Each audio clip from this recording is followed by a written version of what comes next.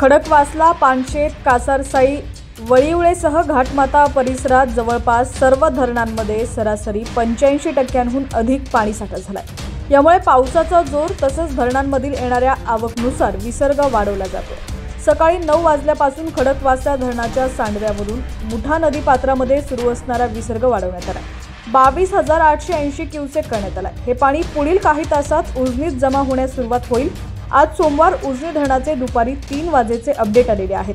ते अपडेट पाहण्याआधी आपण जर HPN मराठी न्यूज चॅनल पहिल्यांदाच पाहत असाल आणि अजूनही चॅनलला सबस्क्राइब केलं नसेल तर नक्की सबस्क्राइब करा आणि बेल आयकॉनवर क्लिक करून नोटिफिकेशन्स मिळवा, जेणेकरून आमचे अपडेट लवकरात लवकर तुमच्यापर्यंत पोहोचतील।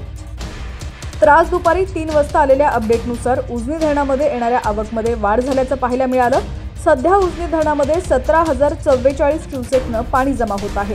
सकाळच्या तुलनेत आवकमध्ये वाढ झाली आहे। सकाळी 6 वाजेच्या अपडेटनुसार उजनी धरणात 15,000 क्युसेक पाणी जमा होत होतं। सध्या उजनी धरणात 85.94 TMC पाणी साठा जमा झालाय, तर उजनी धरण सध्या 41.58% आहे।